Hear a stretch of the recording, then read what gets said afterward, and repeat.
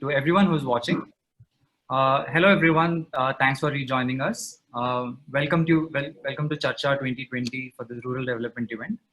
We've got some, amazing conversation that's coming up. This is on holistic and inclusive rural development with Ronnie Screwvala in a conversation with Parmesh Shah. Ronnie Screwvala is an Indian entrepreneur and philanthropist who has been ranked in the top 10 most influential people in the world.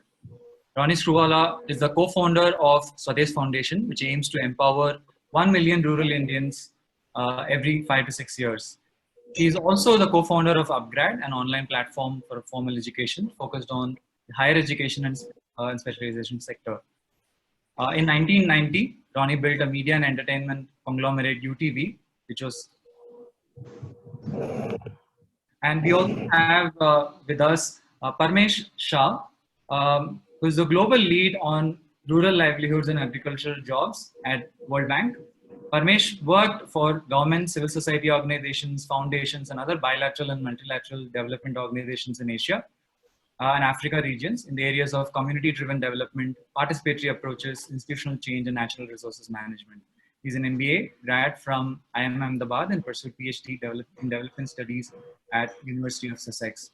I will hand it over to Parmesh and Ronnie to take this session forward.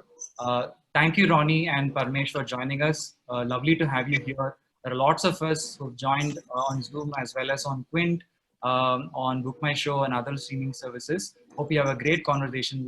We'll try and get you some great questions from the audience as well. Over to you. Thank you. Thank you. We look forward to it. And hi, Parmesh. Nice to meet you digitally. Hi, Ronnie. Ronnie, good to see you. It's good to be here. It's 6 a.m. here in Washington, so it's bright and early here. And we hear welcome everyone. Washington is locked down for the whole of May now, is it? Yes, it looks like that. But it's a good time to really learn. And I think from the knowledge perspective, this seems to be the best time. We are doing these webinars and we have thousands of people turning up from all over the world. So it's a privilege to be talking to you, Ronnie. And I think let's kick off by asking you what motivated you to start Swadesh Foundation and what were your early challenges when you started the foundation? So there were two life cycles to this foundation. One was really when we were when I was in my 20s, and I was just starting up as a first-generation entrepreneur. And as first-generation entrepreneur, all you do is get kicked around. It's really something that you need to get out there in the trenches.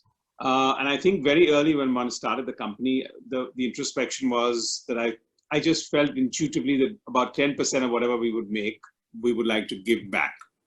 At that particular stage, we didn't have any profits. We didn't think we were going to have profits for quite some time.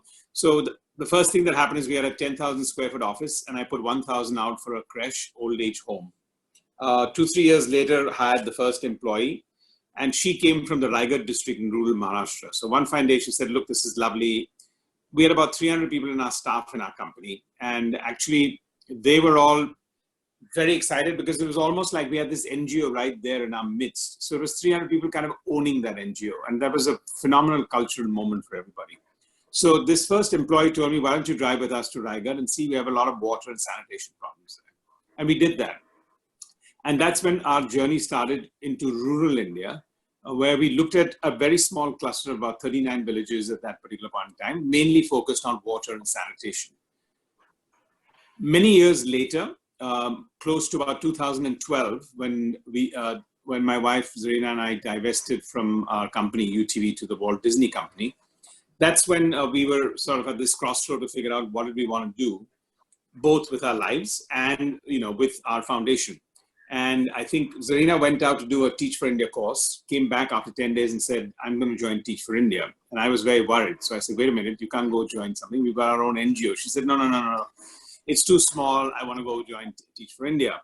So I think I then, after what till date for me at least is the most expensive retention statement line that I've done for any person, where I said, listen, why don't we think about lifting 1 million people out of poverty every 6 to 7 years?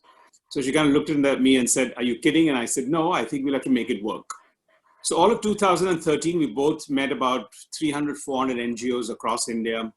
One of our biggest inspirations was in Bangladesh with BRAC, Professor Faisal, who's just recently passed away. And at the end of that, we came to a conclusion. There were 3 or 4 things that we wanted to build. One, we wanted to build our own execution foundation. We didn't want to cut a check. We wanted to be actively involved and build literally on an entrepreneurial basis in the not-for-profit sector. 2, we were very clear that everything is connected: water, sanitation, health, education, and therefore it needed to be a 360-degree approach. 3rd, for me, scale was obsessive, because as an entrepreneur, that's what I was. So, we can do it with 39 villages, but we picked a large geography of about 1 million people and 2,200 villages. Right now, it's about 600,000 people and 2,200 villages in 6-7 blocks in Raigad. So that was the scale element. And the last one was that we wanted to look at a 6 to 7 year agenda, after which we would need to move out of that geography, having made permanent change. Because one of our learnings in that 1 year research was incredible amount of great work happening, but many people were doing the same thing. If you were in a school or sponsoring a school, you were there for the last 20 years. And my first question to some of them was, okay, but in 20 years you've been working in the school, you should have made some permanent change and moved on. So that was our learning. And that's how pretty much it started. Challenges, I think, at the early stage was, at our first stage was, we never had money. When our first equity investor came into our main company, and he said, wait a minute, what is this clause that says 10% of the profits will go towards your foundation? And I said, look, that's how, and they were very supportive of that. And they said, well, what about the years in which you won't make a profit? And we said, well, we'll figure it out. And I think that's what we've been doing overall. I think the challenges in the second avatar was really having a buy-in with a lot of people, because all the naysayers told us, don't do a 360-degree model. Focus on one thing. Focus either on education or focus on health, focus on sanitation, focus on one thing. And we were quite clear that we were going against the grain. Second, we were building an organization with 300 people. So how do you attract people, not just from the not-for-profit sector, but from the for-profit sector also, as core management and technology to what we wanted to do? So I think problem solving is in our DNA. And I would say that almost every day there are at least 10 problems we're solving. So, Ronnie, what is the model like? Now, can you explain? Like, we are talking about holistic integrated rural development. So from your experience of so many years, what is the model now looking like, which you would like to do it somewhere else after 6 years? You said a 6-year cycle. So what is the ingredients of this model which you are talking about? Yeah, and I think the model is something that we also want to document, that it's replicable by other people. But I think the one line objective for each of that was, number one, in water, every single of our household would have a tap, over 2 taps inside each home. And I know we debated that a lot, because a lot of people said, okay, we're solving for the water problem in any case. Spring water, rainwater harvesting, wells in Raigad and the Western Plateau is a problem, because water, once you do that, the wells dry up. So how do you find that? But to us, putting the 2 taps inside each home was the penny dropping moment for our community, because then they really felt empowered. And a lot of people told us, wait a minute, the consumption of water will go up the minute you put it into the tap into a house versus a stand post. But actually, it's been quite the reverse, because responsibility seeks in. So one line on water was 2 taps inside every home we would be in. 2, an attached toilet. That was the tick for sanitation.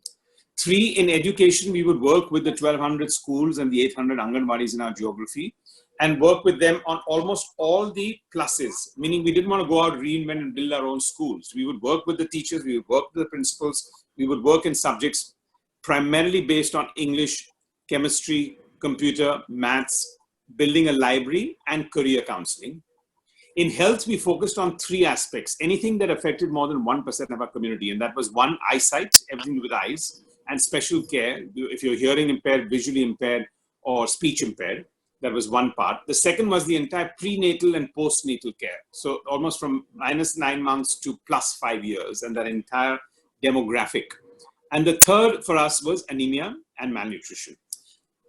The holy grail for us in this model is livelihood. So we look at our entire geography as a GDP equation. We can't look at it as a per household, because the minute you look at it as a per household, I can't solve.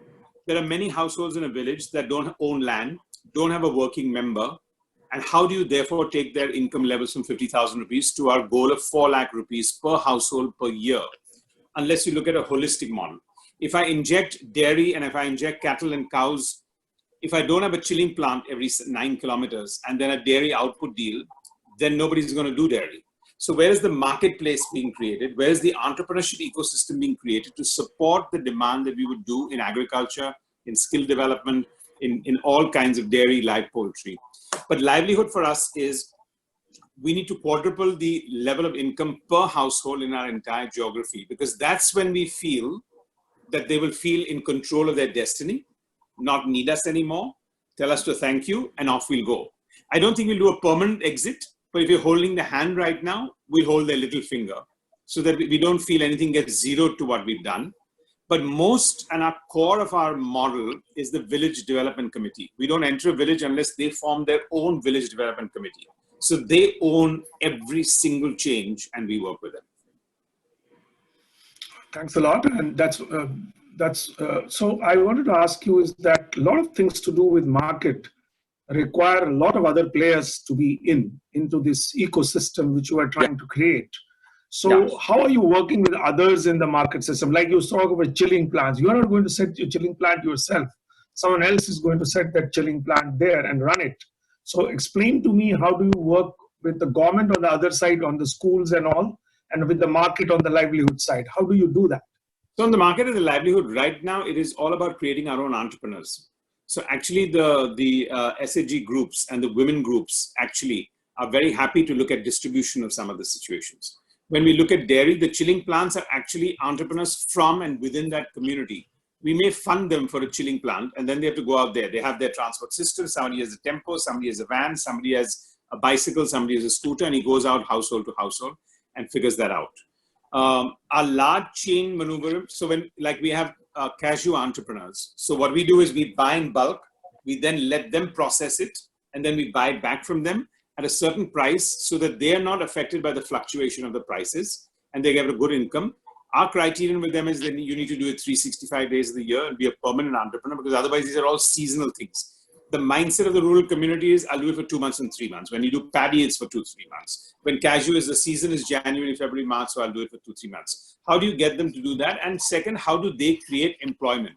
So second criterion for us, for our entrepreneurs, both for a chilling plant or in dairy or in animal husbandry and or in cashews, was you need to create another 10 jobs while you're doing that. So that's been the overall push for where we go there. In the first 4 years of our working from 2013, I think we had very little government interaction. Having said that, they've been extremely supportive right from the beginning. We don't, as an NGO, want to and do not take any money directly from the government. So we facilitate grants, we facilitate whatever has to go to the community for what they want to necessarily do. And part of our exit strategy is that when we move out in schools, when we move out with water and sanitation, when we move out even in health, we'll need the government to carry on with what they were doing, albeit at a much higher level of interface. So that's been our work with the government. So if you were to describe the 3 key impacts, what you have seen till now of the whole approach over these years, what would they be? You know, one benchmark and report card we do have is in education, where our one goal was that 100% of our kids in our geography would complete the 10 standard, and at least 50% of them would pass in first class. And we had the base level for us was 40% of that was happening. So 40% of the people were completing 10 standard and 40% of them were. So I think those were the benchmarks that we've moved the needle on, and that's been a strong one when it comes to education. I think the second one, a barometer for us, has been actual reverse migration. And I know today that's a huge challenge because of COVID, you know, the visuals that we all see are people going back. But I do believe that this migrant population in many countries, China has its own issues and also has a strong migrant population. India had a strong migrant. It's neither urban nor it's rural. It's one of the most orphaned communities overall. So for us, in our 100,000 plus homes in our 600,000 people geography, 30,000 of the homes are people who are migrants. In the last 45 to 60 days, almost 20,000 of those 30,000 homes have been reopened and the migrants have come back. So how do you deal with reverse migration? But before that also, people who went out into the cities, and why were they coming back? Because water and sanitation was now given. The schools had got to a better place and they actually had an option for livelihood. And I think the third impact for us would be really the income change that we've done, because that's when people feel I'm in control of my destiny. From about the 7,000 to 10,000 entrepreneurs that we've created, to the agri-economy that we've been able to take forward, and the animal husbandry. If we can see that on a GDP basis, we are contributing between 70 to 100 crores of augmented income GDP in our geography, measurable every year. That's very, very impressive. That's a very good metrics, and I hope all the social entrepreneurs start calculating their augmented value add in the same way. I think this is a very interesting way of looking at it, and that comes from your entrepreneurial kind of DNA, which you bring into to social and rural development. That's very impressive. So I would now share some of our experiences of the World Bank briefly, and draw some kind of parallels between what you are doing and what we are doing, and then move to the current situation, which is on everyone's minds right now, on how do we use these models and invest in these models so that the kinds of issues we are seeing right now are really tackled at the roots itself. So World Bank started working on this rural development way back in 2000. And we also went through a journey of learning from all the models. And it's very interesting to see that BRAC is on your list also. And we went and talked to Professor Yunus, BRAC, and our own Amul model, Dr. Kurian, and also Sarvodaya and Sri Lanka. We looked at all the South Asian models where you had seen some sustainability of a very strong kind in terms of things sustaining for a longer period of time without external intervention. And we were very keen to see how we can develop and support those kinds of approaches. You know, the World Bank supports governments in creating enabling environment, ecosystem, and institutions to make this kind of development happen. So in 2000, we invested in Andhra Pradesh, Madhya Pradesh, and Rajasthan in about 20 districts very intensively. And we, from the experience we looked at, there are 4 things which were very important. They looked at creating high quality social capital in the villages. So it's not just doing projects one by one. It's trying to create communities' own institutions, communities' own processes, communities' own values like self-help, and create institutions which are more value-based from the beginning. The second was to really not stop at social capital, invest in creating some kind of financial capital for these households and communities, and then convert the financial capital and marry it with the human capital, and then really transform the social capital into economic capital.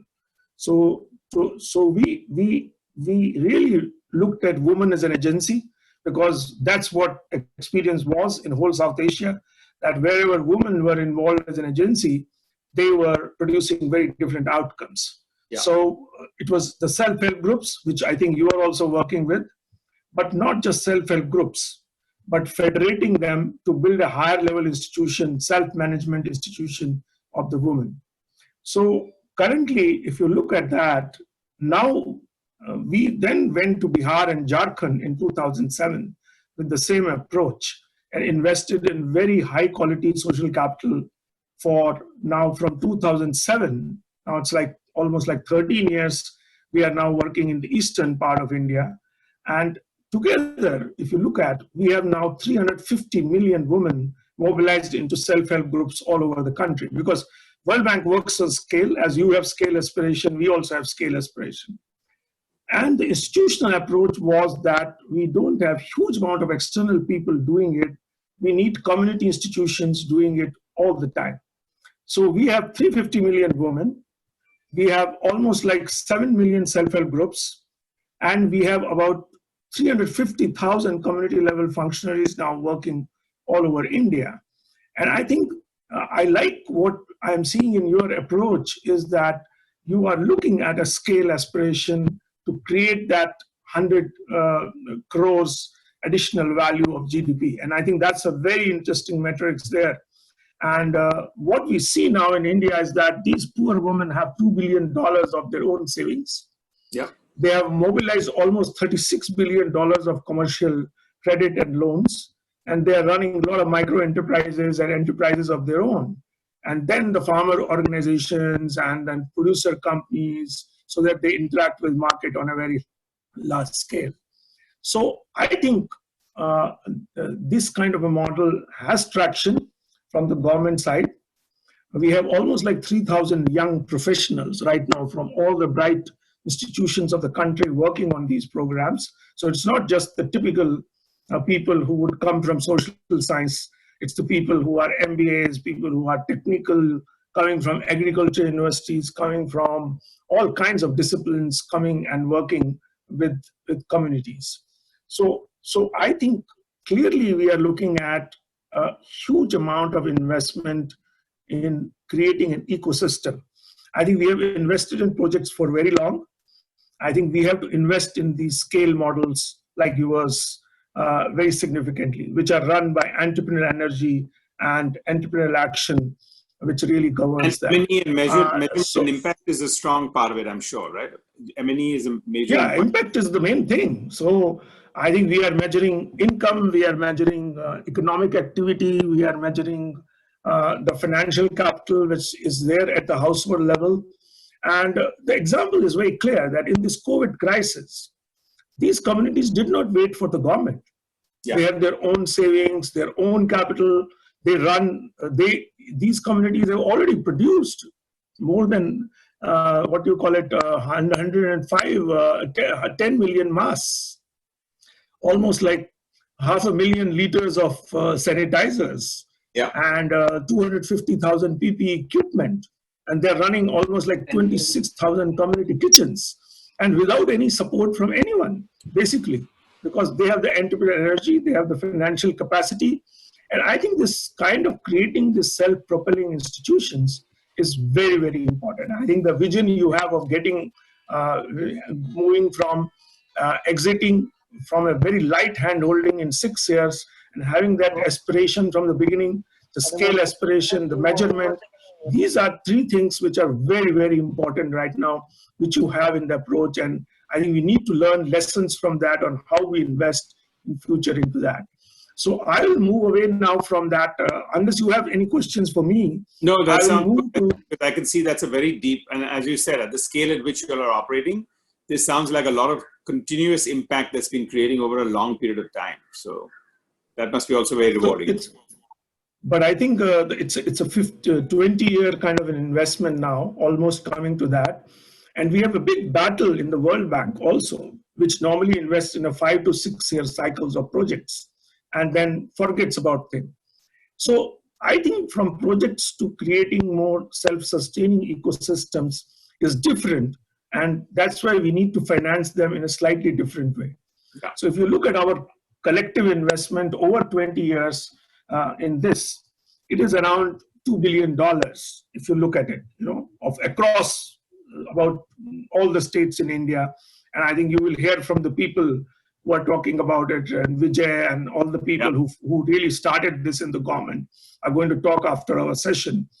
And so I think, Ronnie, we want to learn, because your example is unique, that you are not only working on livelihood, but you are working on health, education, and lots of other things. And I like that approach, because it is not a question that migrants which have gone out will come back and only work because there is economic opportunity. It is the livability.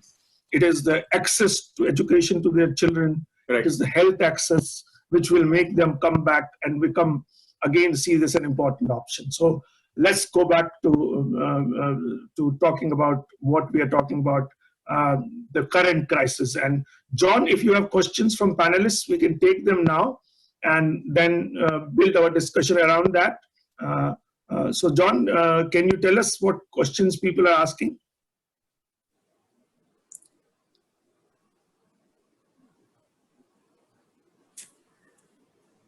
Well, he's still on mute. So Ronnie, can you talk about, you're looking at the COVID crisis now. Yeah. So you have seen, what are you seeing in your areas in terms of, you must have seen a lot of people coming back into the communities where you are working. Yeah. So what are you hearing, and what are your suggestions on how to deal with this in terms of your approach going forward? So a couple of things. I think, one, I have to say that rural India has not that been badly affected by COVID yet. So in their sense and in their mindset, they understand that this seems like a global pandemic, but why should their lives and their progress slow down is something they're quite confused about. They feel curious that what's the big hullabaloo about here? And they're not that badly touched in some of our geographies. And I think in most geographies, rural India has not been yet that badly affected and hopefully should not be, because it didn't get penetrated from international and didn't get penetrated there. So part of this is a good discipline. What we're seeing is an incredible amount of collaborativeness as a DNA in the entire hamlets and villages on one side. I think the second part is that 15 to 20% of our geography, and I think that might appeal to most other people, are the tribal and the Adivasis or whichever else, or the minority classes. They normally are daily wage workers. They go at brick kilns, they go wherever else. They're very badly hurt because actually they have no access to daily money, and therefore they're on point of starvation. Forget about anything else. So that's a second segment that one needs to take care of. And I think we look at that problem very differently, where 15 to 20% of our people, for example, we've had to do the extra, which is really the element of taking care of their food for the next 2, 3, 4, 6, 8 months. And I don't mean cook food, we just give them an entire ration packet that can take care of it, because they have zero access, zero income levels right now, and they're hand to mouth. So that's an emergency feeding. The third part, I think, is installing an element of medical proactiveness overall and health awareness, which we need to do at a much more evangelizing basis. And that's what we are doing with education and evangelizing, because it hasn't hurt them enough for them to feel this is serious, and yet we need to take that seriously in their minds so that it is a preventive from them. So there's a fair amount of that goes on there. And the last one, and the most visible one, is the migration element.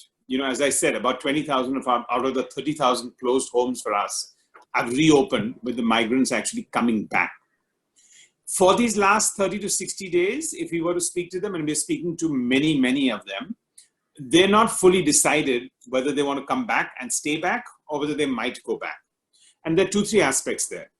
When we were pushing people to reverse migrate back to the villages, I think one of the biggest causes we found for people not willing to do that was some sense of pride. If I would use the word pride, if not ego. You've gone into the city, and then it's a defeat for you to come back for your fellow village people. This COVID has given them a situation to come back without that sense of compromise or sense of running back to the villages. And therefore, a lot of people are thinking, now that I have got a legitimate reason to come back, do I really want to go back?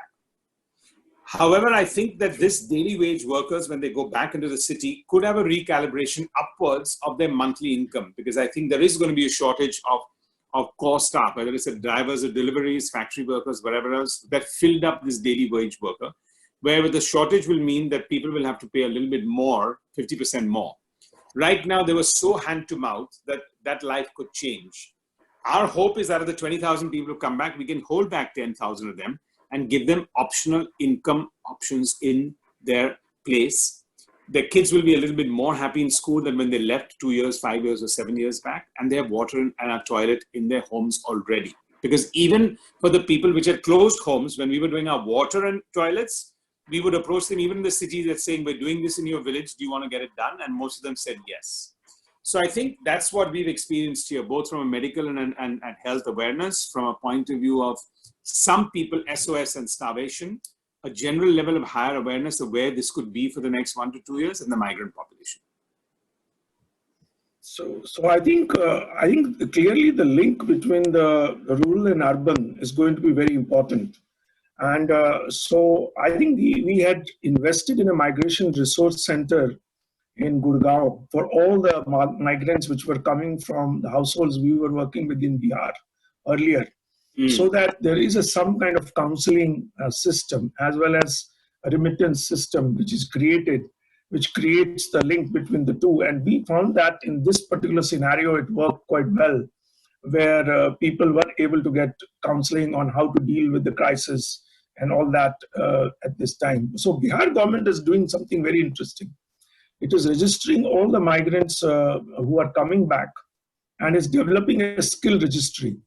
And it's linking them with all the enterprises which were already there in the villages, and asking them if they would like to offer their services in terms of either working on the market side of it and other side of it, so that they are able to get, somehow organically linked with the lots of economic activity, what is happening in their villages, and see how they can work on that more clearly. So I think this is something we need to work very critically on. How do we use holistic investments to create some kind of permanent kind of architecture to deal with the migrants as an important part of our intervention. Absolutely. This is one of the lessons we are learning there. John, you have something for us? Questions from the audience?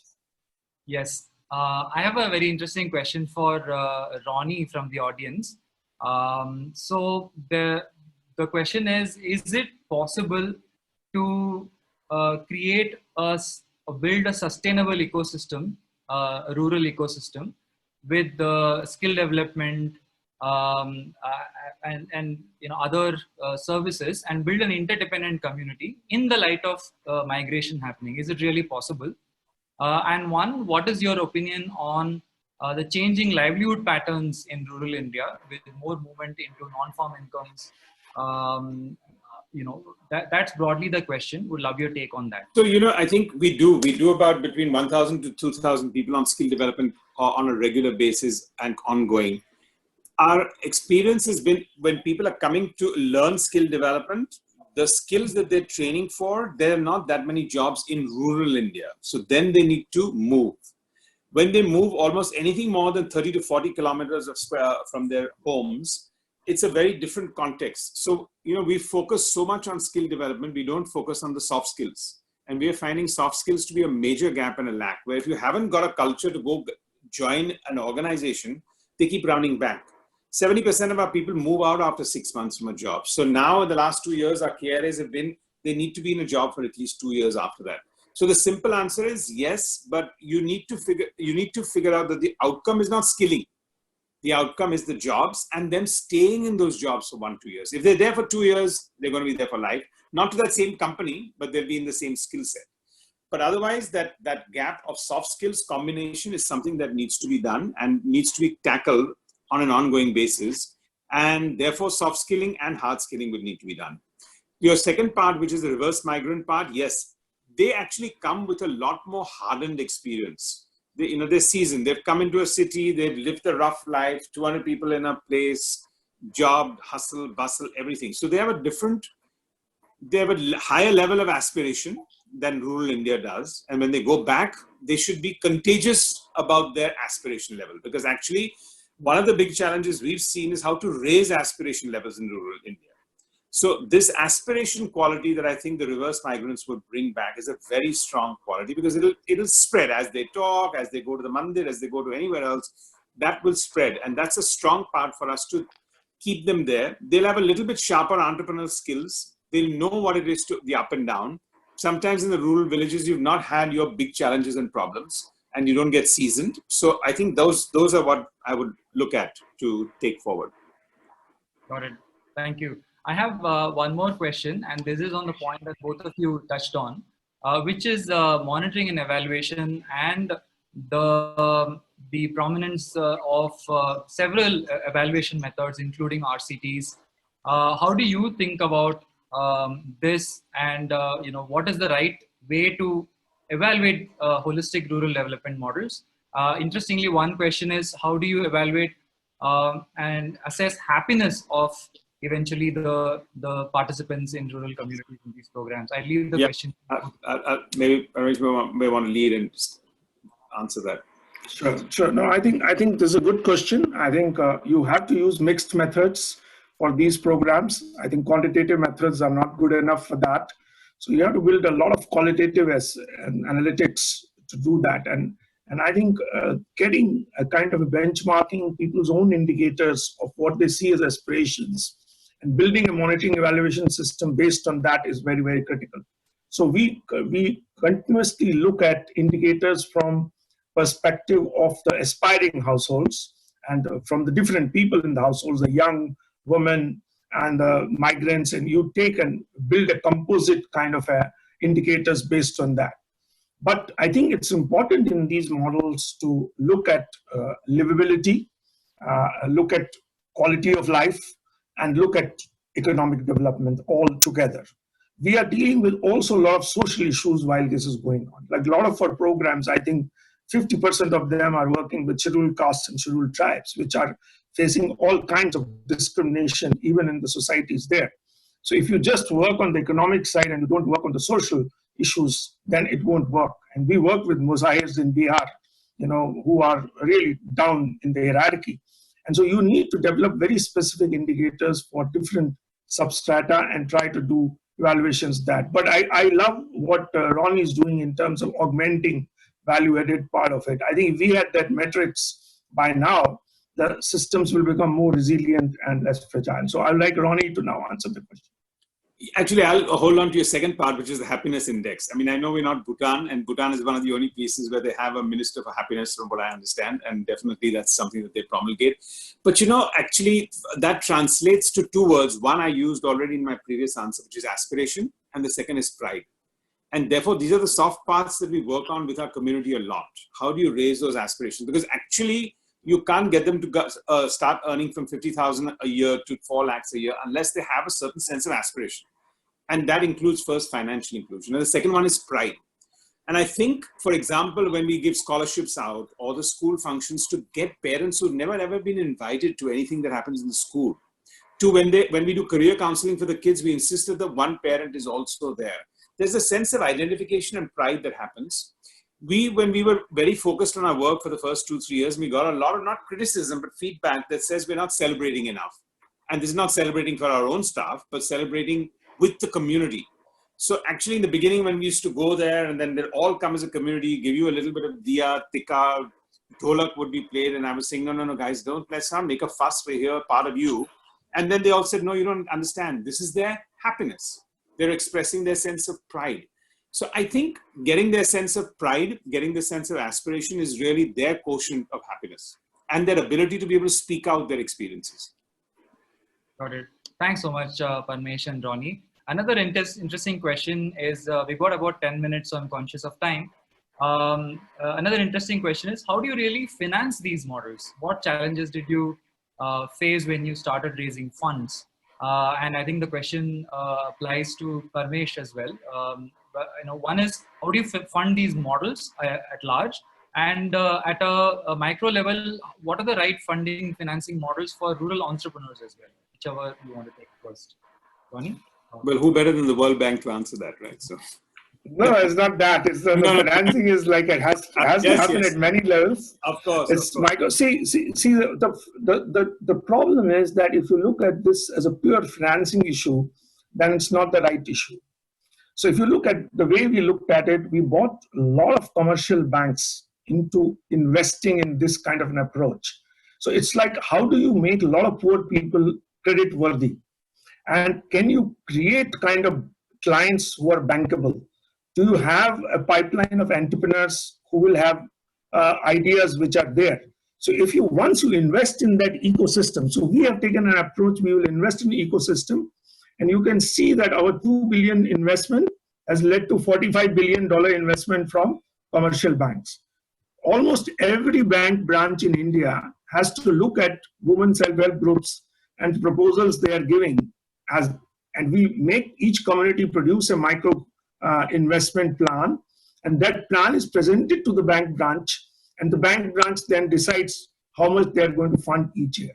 So I think we need to create sustainable processes and sustainable institutions, the ones which Ronnie is also creating, which will make investment come from all sides. Now, how do you need money for that? Because I have worked with almost all the institutions there. So I was initially working for Aga Khan Rural Support Program, which is a Section 25 company, with Dr. Kurian as our chair and all. And so we worked with an endowment from Aga Khan in the beginning, but we then went on to raise resources from multiple resources to create a corpus based on which these models will work. So getting this project funding is not the right thing. I think a lot of corporate funding has to come from creating corpuses for these kinds of processes. So I think these kinds of money will come partly from the government, but it will come from a lot of private philanthropic sources, which can look at financing this over a period of time. But I think communities are also raising their money directly.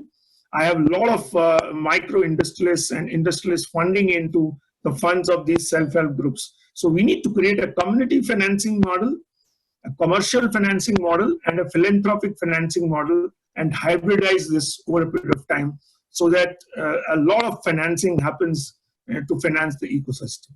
I'll stop there. Yeah, just to sort of add to that, I mean, we're a family foundation. So Ronnie, I think... Hello, sorry, can you hear me? Yeah, we're a family foundation. Yeah, we're a family foundation. So when we look at our funding, for the first 2 years, I have to say we had a lot of naysayers on this 360-degree model. And everyone said, no, we're not really going to fund you because you're doing it at scale. It's all too much. Where's the focus? So we got zero support and zero funding for the first 2 years. So, but I think we were fortunate enough and blessed enough that we said, this is the model we believe in, and we'll put all 100% of that money. Our annual outlays are a low of about 80 crores and a high of 150 crores per year over the last many, many years. And that's the kind of money that goes into the model that we are creating for the geography that we're creating. So we look at 4 parts now. One is the community. We insist that about 15% they contribute because then they own it totally. Now, you go to the Adivasis and the tribals, it's okay. We'll take 500 rupees for them. We may take 2%, but we take 2%. But by an average, 10 to 15% of our outlay, we want them to contribute on for the water, for the sanitation, for the drip irrigation that we do, for the cattle or whatever else. The second part is the government, where we don't take any money, but we identify schemes that they can avail of and contribute. The third is obviously the family foundation that puts in the full gap amount outside of the overheads. Anything that we have decided, this is our target for the year, this is what we're going to spend. Anything that we can't raise from anything else, we'll put in. And the fourth, of course, is donors. But after the second year and onwards, I think we've had some incredible partnerships with a lot of phenomenal donors who've been with us for the last 4 or 5 years on a non-stop basis. You know, it started a little bit with Mr. Tata and the Tata Trust, who came in with us specifically in infrastructure, in water and sanitation. Then after that, HSBC and Deutsche Bank and Standard Chartered and Sun Pharma, and the list is long. And we've had a lot of donors. So I'd say today about, you know, it's almost like a 50% contribution from them, 50% contribution from the family, and then the community and a little bit of the government schemes. That's how we fund it. Understood. So last 5 minutes, we'll like you to answer, because a lot of the audience who joined us are young professionals, possible non-profit founders, you know, with fresh ideas.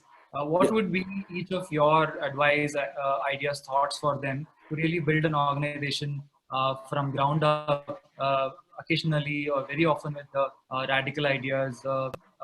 What would be your advice to them?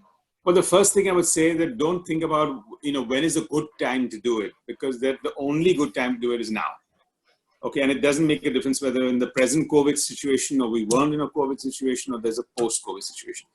Second, you have to go with your gut when it comes to that. And I think the sense that I need to have before I give is a little warped. I think today more than ever, outside of the money, the sweat equity that you would put in and the smartness that I think the younger generation puts in is incredible. If I'm putting 100 rupees today, I know that I know exactly where the 100 rupees is going. If I'm cutting a check, the probability is that it's not that it's going to get embezzled, it'll just get lost in the overall system. So when you're putting in that sweat equity, you constantly learn from lessons. So I think one, you need to roll up your sleeves and get in there. I think the best example I can give is of my daughter, who actually went overseas, studied in film school, came back, did one documentary for the 100 years of Indian cinema at Cannes, walked into my room and said, I'm done with cinema. I want to start my own NGO. And even though we have this foundation, the Swadesh Foundation, she has started her own lighthouse project, which like in America is the big brother, big sister kind of a model, which is mentors and mentees. And I can see that the 750 to 850 mentors that they have, actually they benefit a lot from this program than even the mentees, which is the street children and the underprivileged. The only point is you don't need much of funding, but I think today's younger generation, all I would say is just go for it. And for a lot of you who feel, oh God, but what about this year when I may not have a job or I may not have the income? Imagine in a 2020, your entire CV, whichever way you look at it, will have a COVID stamp on it. People will look at 2020 with a little bit of a with a soft approach, even if people say I don't miss the job, because they won't reflect on you and your personal capacity. They look at you, they reflect on you as this was a COVID year. Now imagine in that year, you decide to give back to society and your CV has, okay, I didn't work, but I did a lot of social work. It would be incredible. If I was there, I'd hire that person in 21 anytime. Brilliant. Parmesh, thank you, Ronnie. Yeah, I think I agree with Ronnie. I think go and deep dive immediately, and don't wait for, perfect situation to be there. I personally have a gut feeling that during COVID, a lot of very innovative social enterprise will come out, because from constraints, a lot of new things would come out. I think it's important to deep dive, go into the thing, understand, learn quickly from it, and then try to start doing things quickly. I don't think resources are a constraint in our country. That's what I think is a misnomer, that once you have a good idea around that, people converge. And what Ronnie is saying is that so many people converge around good ideas, basically, once you have that. So I think, but don't compromise on learning and developing a good approach first, because as Ronnie said, they learned in the beginning, and then it was possible for them to scale up there. And that's what I talk to. Like, we have 3,000 young professionals working on these programs, and a lot of them go back and set up their own institutions. They look at 3 years with this program as a way of learning, and then they set up their own social enterprises. I think I write sort of recommendations for the Series A funding all the time for people who are coming from this cohort. So if you have a good idea, come to me as well. I will definitely try to support you in terms of linking you up with the people who are in this business, basically there. Because I think go and try the ideas at this stage, learn from people who have already done it, but always bring a delta into whatever you do. I think you should be very clear about what value you are adding. I think the augmentation which Ronnie was talking about, that 100 crores thing, and is unbelievable. If that clarity, if you can get in 6 years, that this is the value you are adding to the whole thing, is what will drive this thing there. A lot of social entrepreneurs get lost in details, but they don't look at measuring what value they're adding. That's something what your generation would do well. Great. Thanks so much, Ronnie and Parmesh, with those last thoughts. The message is clear for young professionals. Get started, learn, measure. Don't really worry about what will happen, where the funding will come from. I think it was a brilliant session. We touched on a lot of topics, all the way from the journey of Swadesh Foundation, how we got started, what is your idea around holistic rural development, and from Parmesh on World Bank's own efforts and how they've scaled huge efforts across the world. Really, really valuable. And thanks so much for joining.